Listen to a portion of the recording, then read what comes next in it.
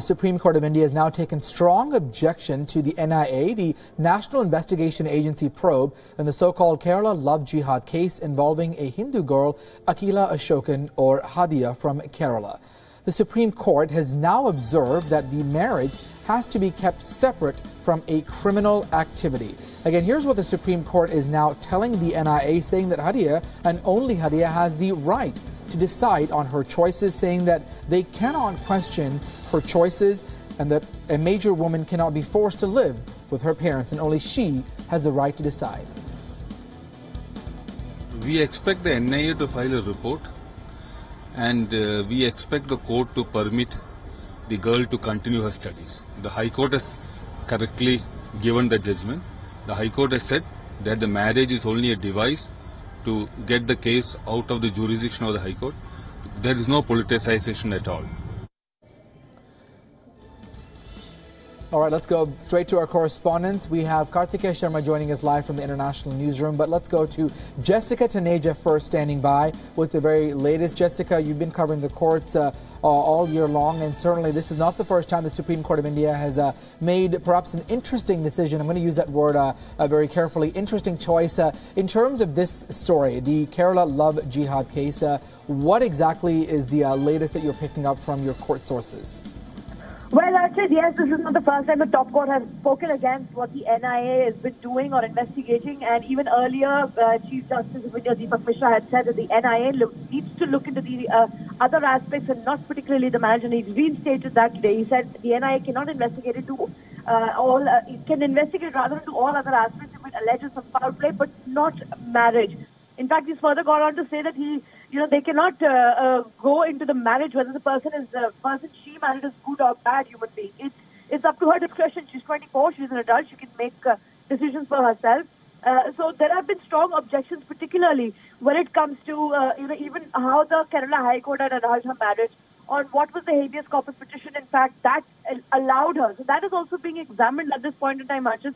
And one needs to realize on where will this go, because it was the previous bench of the Supreme Court, the previous Chief Justice of India, Justice J.S.K., who had ordered an NIA probe into this investigation.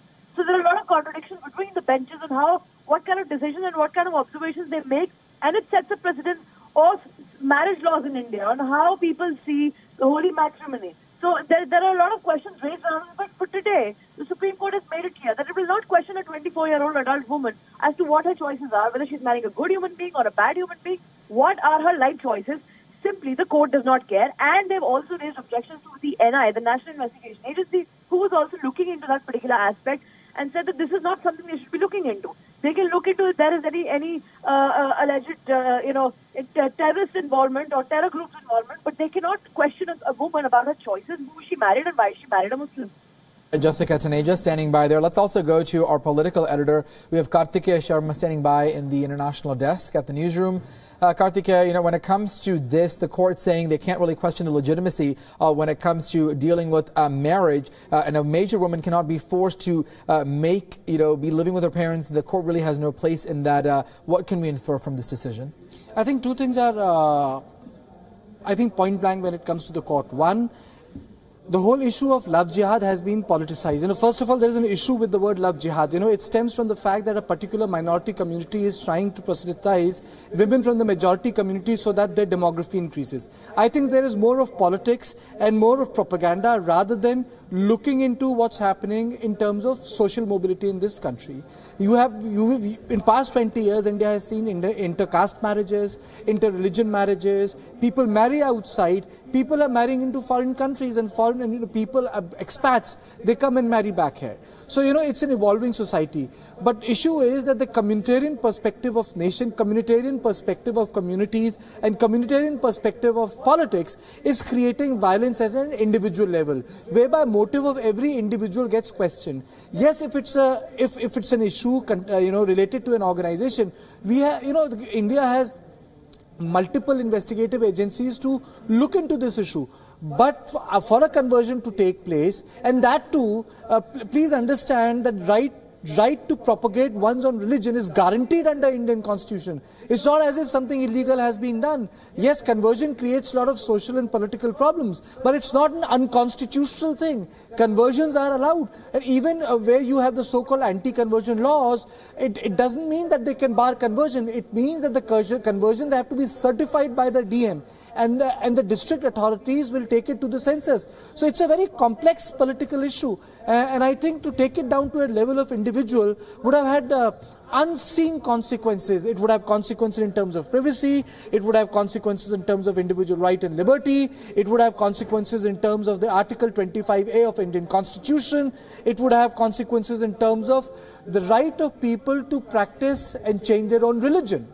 All right, Karthika, we also understand the Supreme Court will hold arguments in the case next month. What do we expect from that happening, in about a month from now? We do also understand that one of the counsel says that they're happy that the girl is safe and that she will be able to continue her studies. What do we expect in the month ahead? See, what's happening is that now she can file her next hearing on 22nd. As you asked me, this is something which I've been told, these are the stories which are breaking.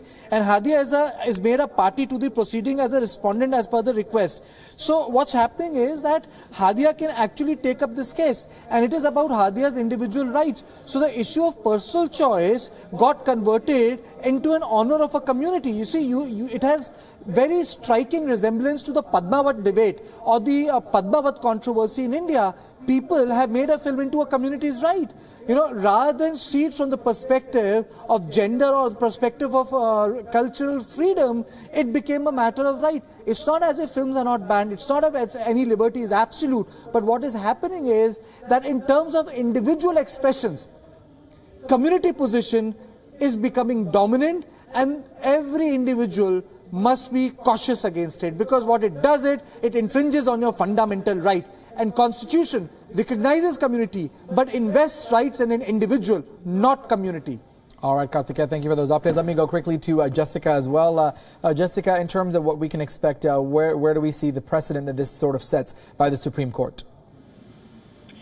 Well, you've seen that in the past there have been different observations from different benches. So with this bench, one thing we've seen very consistently is that, it has come out continuously and reinstated and reiterated its stance that Hadia is a 24-year-old woman. She can decide for herself. And if you remember back in November, also last year, when Hadia was presented inside the Supreme Court for the judges to speak with, she had been given a chance where she told the judges that she wants to continue her study. She wants to go back to the homeopathic college in Tamil Nadu and finish what she was doing. And she was allowed to do so. And she was taken away from her parents' custody to finish what she'd actually like to do, that is studies. So, of course, with this particular bench has taken a strong stance, particularly for Hadia, who they believe that deserves what she wants, because she's an adult, clearly, and an adult woman can decide what she wants in her life.